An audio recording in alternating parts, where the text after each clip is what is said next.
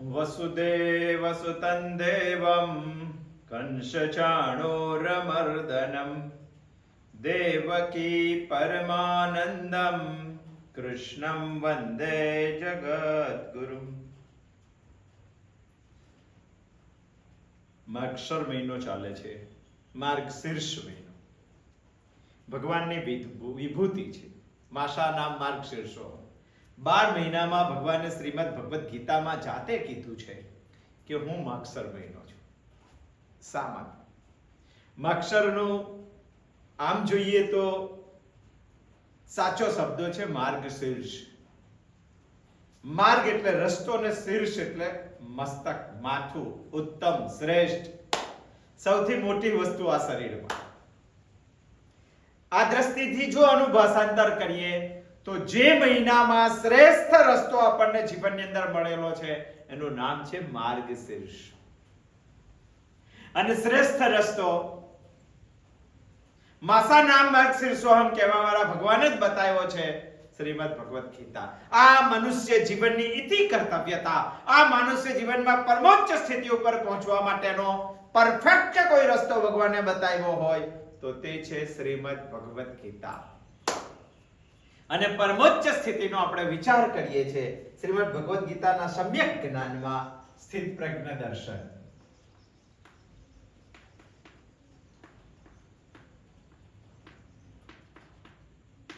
બહુ સુંદર દર્શન ભગવાન આપણને કરાવી રહેલા છે. પણ કરતા કરતા કેટલાક પ્રશ્નો ઊભા થાય અને પ્રશ્નોના સમાધાન માટે, આપણને સાવચેત કરવા માટે, આપણને આશ્વાસન આપવા માટે, આપણો ભય દૂર કરવા માટે અને આપણામાં હિંમત પૂરવા માટે ભગવાન કેટલીક વાતો કરે છે. એમાંની વાત છે 70મો શ્લોક અને 71મો શ્લોક. માટે જ ભગવાન સ્થિત પ્રજ્ઞાના 2 પ્રકાર કહે છે. 70મા શ્લોકમાં એક પ્રકાર કીધો અને 71મા શ્લોકમાં એક પ્રકાર કર્યો. આમ સિમ્પલ ભાષામાં જો આપણે કરીએ, સમુદ્રની માફક રહેવાવાળો આપોર્યમાણમ મચલમ પ્રતિસ્થમ સમુદ્રમાપઃ પ્રવિશન્તિ સર્વે. પહેલા ભગવાને યોગી અને ભોગીની તફાવત કીધો. યાનિશા સર્વભૂતાનામ. પણ તે સમજ્યા પછી આપણને એવું લાગે કે આપણે ભોગી જ છે, આપણે ના થઈ શકે. ભગવાન કહે છે કે આ દુનિયાના બધા જ ભોગો ભોગવીને પણ સ્થિત પ્રજ્ઞ થઈ શકાય છે, માત્ર તમારે રહેવું જોઈએ. આપોર્યમાણમ મચલમ પ્રતિસ્થમ સમુદ્રમાપઃ પ્રવિશન્તિ સર્વે. ઇતિહાસમાં મિથિલા નગરીના રાજા માતા સીતાના પિતા જનક રાજા ઉત્તમ દૃષ્ટાંત છે. રત્ન જડિત પાસન પર બેઠો જનક વિદેહી ત્યાગી છે. બહુ સુંદર છે. પણ સમુદ્રની માફક રહેતા અપૂર્યમાણમ અચલમ પ્રતિષ્ઠમ, એ બંને વાતો આપણે સમજવાનો પ્રયત્ન કર્યો. એટલું જ નહીં, સુખદેવજી જેવા લોકો આ સંસારમાં ભોગોનો ત્યાગ કરીને, સર્વ કામનાઓનો ત્યાગ કરીને સ્થિત પ્રજ્ઞ રહી શકે છે. અને એ વાત ભગવાન 71મા શ્લોકમાં બતાવવા માંગે. વિહાય કામાન્ય સર્વાન પુમાન સરતિ નિષ્પૃહ નિર્મમા નિરહંકાર સશાંતિમ અધિગચ્છતિ. બહુ સ્પષ્ટ ભગવાને તો સિગ્નેચર કરીને આપણને બાંયધરી લખી આપી છે. આ કરી શકો છો. વિહાય કામાન્ય સર્વા, બધી જ કામનાઓને છોડી દેવી જોઈએ. સ્થૂળ પણ, સૂક્ષ્મ પણ અને બીજ સ્વરૂપ પણ. ગયા જન્મમાં આવેલું છે તે આ જન્મમાં બીજ સ્વરૂપ છે, એનો પણ ત્યાગ કરવાનો. એનો મતલબ પ્રારબ્ધથી મળતા ભોગોને પણ છોડી દેવાના. પ્રારબ્ધને કોઈ દિવસ છોડી શકાય? ના છોડાય. પણ પ્રારબ્ધના 2 પ્રકાર છે. એક મંદ પ્રારબ્ધ અને એક તીવ્ર પ્રારબ્ધ. સંન્યાસ તે જ લઈ શકે જેનું મંદ પ્રારબ્ધ હોય. આપણે ગયા સોમવારે સમજવાનો સંપૂર્ણ પ્રયત્ન કર્યો. એનો મતલબ ભગવાન અહીંયા એ સ્થિત પ્રજ્ઞાનું વર્ણન કરવા માંગે છે કે જેને સંપૂર્ણ સંન્યાસ લીધો છે, સંસારનો ત્યાગ કરેલો છે, જે બધી જ કામનાઓને છોડી દીધી છે, જે સૂક્ષ્મ, સ્થૂળ અને બીજરૂપ કામનાઓનો જેને ત્યાગ કરેલો છે, જે પ્રારબ્ધથી મળેલા ભોગોનો પણ જેને ત્યાગ કરી દીધો છે. પણ આ બધું જ જો ત્યાગ કરી દે તો શું રે? કશું જ ના. બધી કામનાઓ છોડવાની, સાંભળવાનું નહીં, બોલવાનું નહીં, જમવાનું નહીં, કોઈ ઈચ્છા જ નહીં કરવાની, તો પછી તેનો મતલબ તો તે થયો કે આ તો પછી મૃત્યુ જ કહેવાય.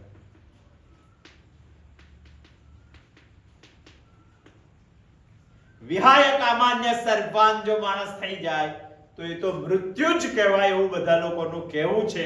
પણ આવનાર દુનિયા શ્રીમદ ભગવદ ગીતામાં છે એવું ના કે બધી જ કામનાઓ છોડી દેવાથી જો સ્થિત પ્રજ્ઞ થઈ શકાતું હોય તો મૃત્યુ થાય પછી જ સ્થિત પ્રજ્ઞ થવાય. કારણ કે ભગવાને જે વર્ણન કર્યું એ પ્રમાણે તો મૃત્યુ હોય તો જ સર્વાન કામાન વિહાય થઈ શકે. એ ન થઈ શકે માટે ભગવાને જવાબ આપ્યો છે. એવું નહીં, માટે જ ભગવાને આ શ્લોકમાં એક શબ્દ વાપર્યો છે પુમાન, અને બીજો શબ્દ વાપર્યો છે ચરતી. પુમાનનો અર્થ થાય છે પુરુષાર્થ કરનાર. આ દુનિયામાં ચારે ચાર પુરુષાર્થ કરવાની જેનામાં તાકાત છે આવા પુરુષની ભગવાને અહીંયા વાત કરેલી છે, મરેલા માણસની વાત કરેલી નથી. અને એ પુમાન પાછો ચરતી છે, વિશિષ્ટ રીતે ચલન કરે છે દુનિયામાં. સામાન્ય માણસનું ચલવું, સામાન્ય માણસનું ચરતી અને સ્થિત પ્રજ્ઞનું ચરતી બંને અલગ છે. અહીંયા ચરતી શબ્દ છે એટલે આપણને એવું લાગે કે આગળ આપણે ચરતી શબ્દ ઉપરથી એવું સમય જતા કે તો પશુ માટે વપરાયેલો શબ્દ છે. હા છે શબ્દ, એમાં કશું ખોટું નથી, પરંતુ ભગવાન અહીંયા ચરતી શબ્દ વાપરીને તરત ત્રણ લક્ષણો કહે છે, ત્રણ વિશેષણો કહે છે, અને ત્રણ વિશેષણો સાથે ચરતી છે. અને આવું જો હોય તો સશાંતિમથી ગચ્છતિ, દુનિયામાં પરમ શાંતિને પ્રાપ્ત કરી શકે છે આ પુમાન, આ પુરુષ. સંસારમાં ચરણ કરીને પણ શું એના માટે ભગવાને ત્રણ વિશેષણો આપ્યા છે. એક વિશેષણ આપ્યું છે નિષ્પૃહ, બીજું આપ્યું છે નિર્મમ, અને ત્રીજું આપ્યું છે નિરહંકારી. આ ત્રણ વિશેષણો ભગવાને આપ્યા છે. કેટલું સુંદર વર્ણન કરેલું છે. પહેલા ધાક્યા ભગવાને કહ્યું, કારણ કે આ સ્થિત પ્રજ્ઞ દર્શનની શરૂઆતના પ્રથમ શ્લોકમાં ભગવાને કીધું હતું કોઈ પણ વિષયનો ઉપક્રમ અને ઉપસંહાર એક થવો જોઈએ. માટે પહેલા શ્લોકમાં 55મા શ્લોકમાં ભગવાને કહી દીધું હતું પ્રજાતે યદા કામાન સર્વાન પાર્થ મનોગતાન. હે પાર્થ, મનોગત કામનાઓ પણ માણસ છોડી દે છે. અહીંયા ભગવાને કીધું વિહાય કામાન્ય સર્વાન,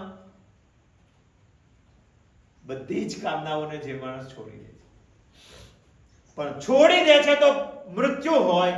ભગવાન અહીંયા મૃત્યુની વાત કરતા નથી, મરેલા માણસની વાત કરતા નથી, માટે શબ્દ વાપર્યો છે પુમાન. અને પુમાન એટલે પુરુષાર્થ કરનાર, માટે તરત બીજો શબ્દ વાપર્યો છે ચરતી.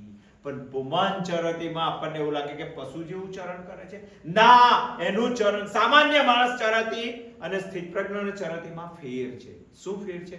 સામાન્ય માણસ ખાલી ચરતી છે અને સ્થિત પ્રજ્ઞ ચરતી છે, પણ એ નિષ્પૃહ થઈને ચરે છે, નિર્મમ થઈને ચરે છે અને નિરહંકારી થઈને ચરે છે. આ ત્રણ વાતો કરીને ચરે. બહુ સુંદર વર્ણન છે, બહુ સુંદર. એમાં આપણે સમજવું જોઈએ નિષ્પૃહ.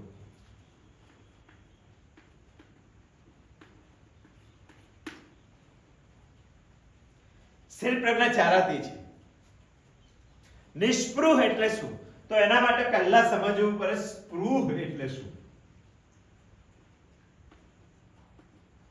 નિસ્પૃહનો વિરોધાર્થી શબ્દ છે સ્પૃહ અથવા સ્પૃહા, અને સ્પૃહા પરથી શબ્દ બનેલો છે નિષ્પૃહ.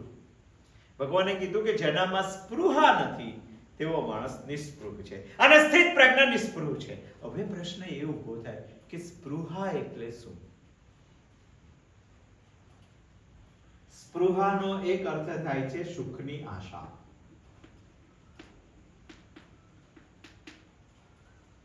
બીજી રીતે કહેવાનું હોય તો સ્પૃહાનો અર્થ એવો છે કે દુનિયાની પ્રત્યેક વસ્તુમાંથી મને સુખ મળવાનું નથી, છતાં ભ્રાંતિથી મને દુનિયાની પ્રત્યેક વસ્તુ સુખી કરી શકશે એવી મારામાં એક આશા બંધાયેલી છે. એને જ આપણે કહીએ છીએ સ્પૃહા. સાંસારિક પદાર્થોમાં એક પણ પદાર્થમાં કાં તો બધા પદાર્થો ભેગા કરીને પણ મને સુખી કરવાની તાકાત નથી.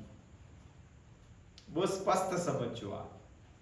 સંસારના કોઈ પણ પદાર્થમાં અથવા તો સંસારના બધા પદાર્થો ભેગા થઈને પણ મને સુખી કરી શકતા નથી. છતાં પણ માણસને જન્મથી મૃત્યુ સુધી સંસારના પદાર્થોમાંથી સુખી થવાની એક આશા બંધાઈ છે. એને જ કહેવામાં આવે છે સ્પૃહા. સામાન્ય માણસ સ્પૃહાવાળો છે અને અહીંયા પુમાંચરતી કેવો છે? નિષ્પૃહ છે. જીવન નિર્વાહ માટે પ્રાપ્ય થયેલી વસ્તુ અને અપ્રાપ્ય વસ્તુ જે હજુ આપણને પ્રાપ્ત નથી થઈ, આવી બંને પ્રકારની વસ્તુઓમાંથી આપણને સુખ મેળવવાની ઈચ્છા છે. એને જ કહેવામાં આવે છે સ્પૃહા. એક એવો માણસ ડેવલપ થયો છે જેને ખબર પડી ગઈ છે કે દુનિયાની એક પણ વસ્તુમાં મને સાચા અર્થમાં સુખ કે શાંતિ આપવાની તાકાત નથી, માટે એને એમાં સ્પૃહા નથી, સુખની આશા નથી. એને જ કહેવામાં આવે છે નિષ્પૃહા. સમજવું જોઈએ માણસે. ભગવાન તો એ જ કહેવા માંગે, વિહાય કામાન્ય સર્વાન પુમાન સરતે નિષ્પૃહા નિર્મમો નિરહંકાર શશાંતિમતિ ગચ્છતિ. બહુ સ્પષ્ટ કીધું છે. આપણને સમજ પડવી જોઈએ કે કેટલું ક્લિયર ભગવાન અહીંયા કહે છે. સુખની આશા મળવાનું નથી છતાં સુખની આશા છે, એ છે સ્પૃહા. બહુ સુંદર રીતે સમજવી જોઈએ સ્પૃહા, વ્યવસ્થિત રીતે સમજવી જોઈએ. સમજો કે એક્ઝામ્પલ થી જો સમજીએ તો નાના બાળકને, નાનું બાળક એટલે હજુ હમણાં ચાલવા નથી શીખવું, ઊભું રહેવા જ શીખેલું છે. ખાલી બે પગે ખાલી આમ ઊભું રહે છે, તે પણ વ્યવસ્થિત નહીં, આમ પોળા પગ કરીને ઊભું રહે. એને પડી જવાની બીક લાગે છે અને થોડા થોડા પગ ઉપાડે છે.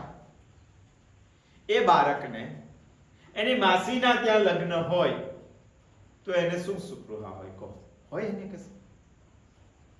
મારા માસી ત્યાં લગ્ન છે, મારે જવાનું છે, નવા કપડાં પહેરવાના છે, માથું વ્યવસ્થિત કરવાનું છે, પાવડર લગાડવાનો છે, સ્પ્રે લગાડવાનો છે, ત્યાં સારું સારું જમવાનું છે, ત્યાં બેન્ડ વાજશે તો નાચવાનું છે. અરે એક વર્ષના બાળકને આવી કોઈ સ્પૃહા હોય છે? એને કોઈ સ્પૃહા હોતી નથી. છતાં પણ તે બાળક માસીના ઘરે લગ્નમાં જવાનું હોય તો માની કેડ ઉપર બેસીને જાય છે. એને લગ્નમાં શું સ્પૃહા છે? બાળક નિસ્પૃહ છે છતાં પણ લગ્નમાં જાય છે માની કેડ ઉપર બેસીને. બસ સ્થિત પ્રજ્ઞ ભગવાનની કેડ ઉપર બેસીને આ દુનિયામાં પુમાંચરતી કરે છે. એને કોઈ સ્પૃહા નથી. જેમ બાળકને કોઈ સ્પૃહા નથી, એમ સ્થિત પ્રજ્ઞને આ દુનિયામાં કોઈ સ્પૃહા નથી.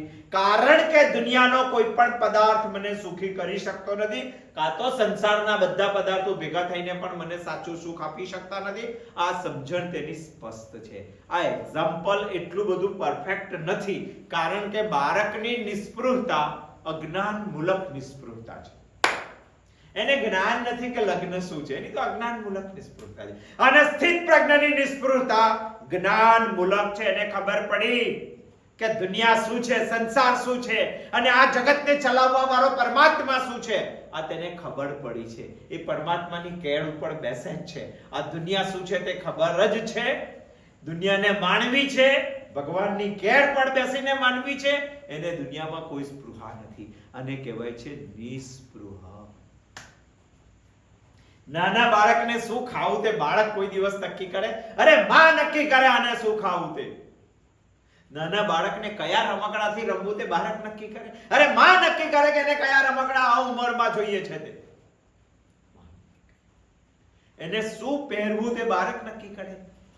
એક વર્ષનું બાળક કોઈ દિવસ માને એવું કે માં તિજોરીમાં મૂકેલા ચોથા કબાટના ચોથા ખાનાના ની અંદર ત્રીજા ક્રમમાં જે કપડા મૂકેલા છે તે કપડા આજે મારે પહેરવા છે, એવું બાળક કે એને કોઈ સ્પૃહા નથી. ખાવાની સ્પૃહા, રમવાની સ્પૃહા, પહેરવાની સ્પૃહા, ફરવાની સ્પૃહા, એ તો નિસ્પૃહ છે. પરંતુ આ નિસ્પૃહતા અજ્ઞાન મૂલક છે. સ્થિત પ્રજ્ઞની નિસ્પૃહતા જ્ઞાન મૂલક છે. માં નક્કી કરે છે. સ્થિત પ્રજ્ઞના જીવનમાં પણ એને કશું નક્કી કરેલું નથી. માં નક્કી કરે છે કે આને શું પહેરાવવું તે. માં નક્કી કરે છે આને શું ખવડાવવું તે. માં નક્કી કરે છે કે આને દુનિયામાં કયો ખેલ ભજવવા માટે આપવો તે. વિહાય કામાન્ય સર્વાન પુમાંસ ચરતે નિષ્પૃહ નિસ્પૃહ થઈને આ પુરુષ જગતની અંદર વિચરણ કરે છે. નિસ્પૃહ સમજી લેવો જોઈએ શબ્દ. પરંતુ નિસ્પૃહ થયેલા માણસમાં પણ આ જગતની આસક્તિ તો રહે જ છે. ભગવાન કહે છે કે આસક્તિ પણ ના રહેવી જોઈએ. જો તારે સ્થિત પ્રજ્ઞ થવું હોય તો ભલે હું નિસ્પૃહ થઈ ગયો, મને સુખની કોઈ આશા નથી, પણ સંસારની આસક્તિ રહે છે એ ના રહેવી જોઈએ. માટે ભગવાને બીજો શબ્દ તરત મૂકી દીધો, નિર્મમ. દુનિયાના કોઈ પણ નિસ્પૃહી માણસને આસક્તિ હોય છે, અને આસક્તિ હોય છે એ સ્થિત પ્રજ્ઞ થઈ શકતો નથી. એટલે જ ભગવાને આમ જ કઈ મૂકી દીધેલા શબ્દો નથી, બહુ વિચારીને લોજિકલ મૂકેલા શબ્દો છે. પહેલું ભગવાને નિસ્પૃહ મૂક્યું, બીજું ભગવાને નિર્મમ મૂક્યું. નિર્મમ સમજાઈ જાય એવો શબ્દ છે. એ મમનો વિરુદ્ધાર્થી શબ્દ છે નિર્મમ. નિસ્પૃહ એટલે સ્પૃહાનો વિરોધી શબ્દ છે નિસ્પૃહ.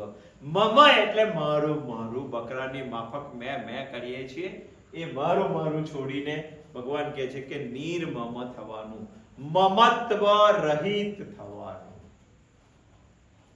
તમે કહેશો કે મમત્વ રહિત કેવી રીતે થવાય? એક ભજન છે, યાદ કરવું જોઈએ.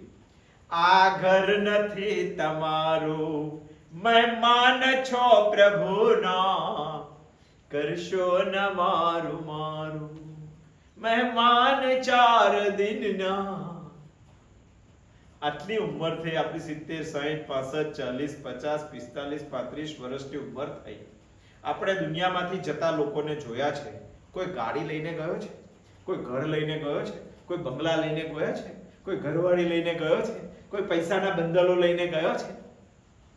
ધનાને ભોમ પસવસ્ત ગોષ્ઠે ભાર્યા ગૃહદ્વારી જન સ્મશાને દેહસ્થિતાયામ પરલોક માર્ગે.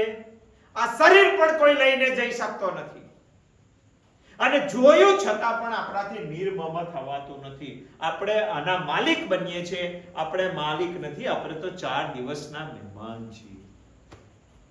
તો નિર્મમ જાય કેવી રીતે?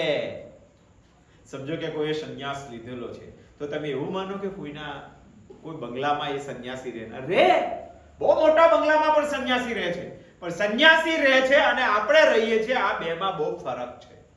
કોઈના પણ બંગલામાં આપણે રહીએ તો આપણને એક વિચાર, બહુ સરસ બંગલો છે, કેવી રીતે બનાવ્યો હશે, મારો આવો બંગલો હોય તો. આ વિચાર પહેલો આવે, મમત્વ. અને સંન્યાસી જો એ બંગલામાં રહે તો એને તરત વિચાર આવે, રહું છું, મારે 2 દિવસ માટે આ બંગલો છે, બાકી આ મારો બંગલો નથી, આ મારો નથી. આ સમજણ એના જીવનમાં કમ્પ્લીટ પાક્કી છે, સ્પષ્ટ છે. નિર્મમ. અને ખરેખર નથી.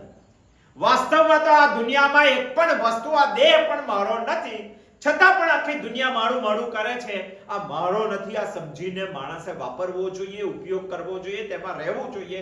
એનું જ નામ છે નિર્મમ. સ્થિત પ્રજ્ઞ દુનિયામાં આસક્તિ રહિત બનવા માટે નિર્મમ થાય છે. ખાલી નિસ્પૃહતા નહીં ચાલે. નિસ્પૃહતા રાખશો તો આસક્તિ રહેશે. આસક્તિ રહિત થવા માટે નિર્મમ તો થવું જ પડે. વાસ્તવમાં જેને આપણે પોતાનું માનીએ છીએ એવી એક પણ વસ્તુ આપણી પોતાની નથી. આ બધી જ આપણી માની લીધેલી ભ્રાંતિ છે.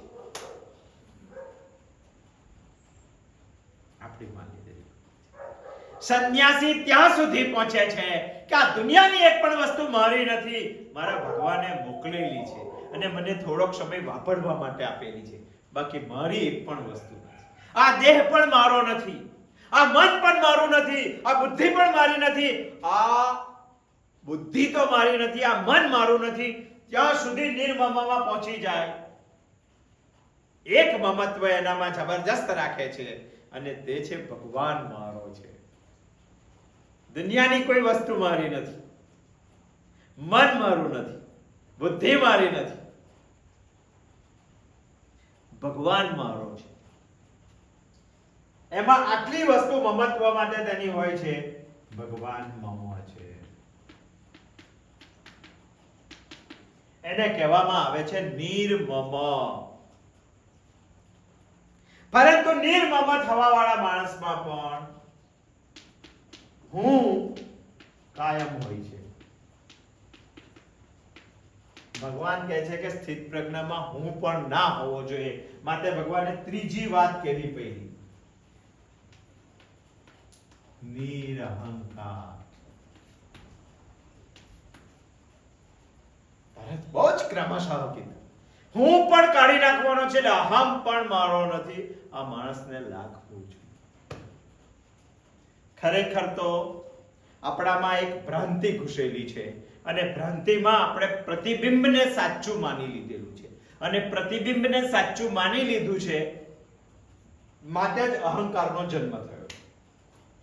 પ્રતિબિંબ કોઈ દિવસ સાચું હોય ના. આપણે અરીસાની સામે ઊભા રહીએ અને અરીસાની અંદર આપણો પ્રતિબિંબ દેખાય, શું એ પ્રતિબિંબ સાચું છે કે હું સાચો છું?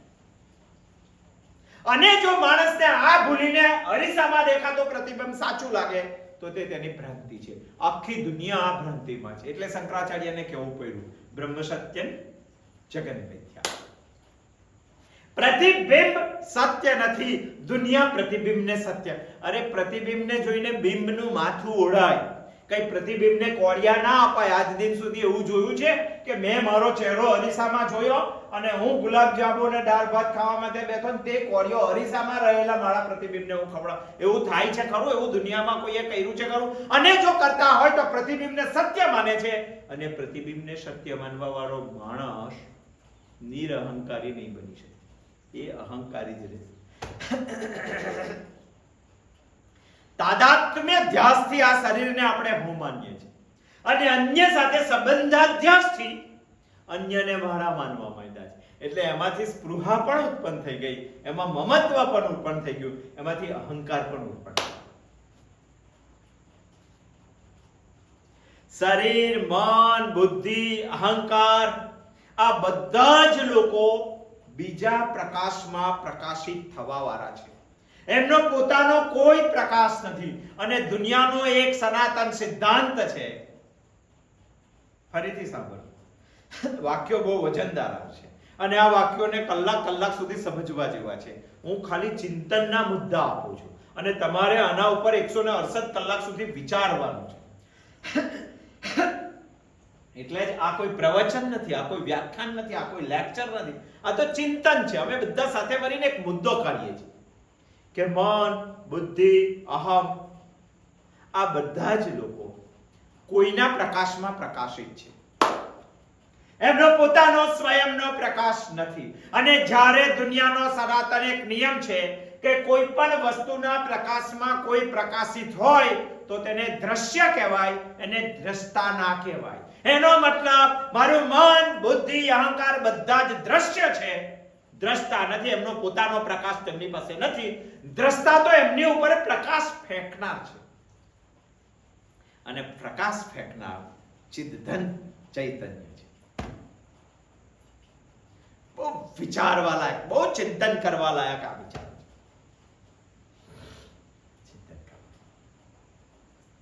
તો મારે દ્રશ્યને સત્ય નહીં માનવાનું, મારે દ્રષ્ટાને શોધવાનું.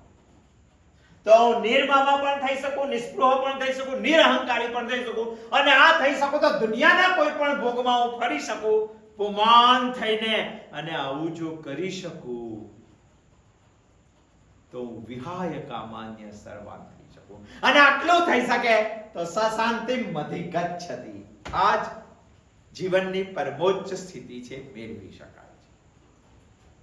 અને એક વખત માણસ અહંકાર રહિત થાય, પ્રતિબિંબ અને બિંબને ઓળખતો થઈ જાય,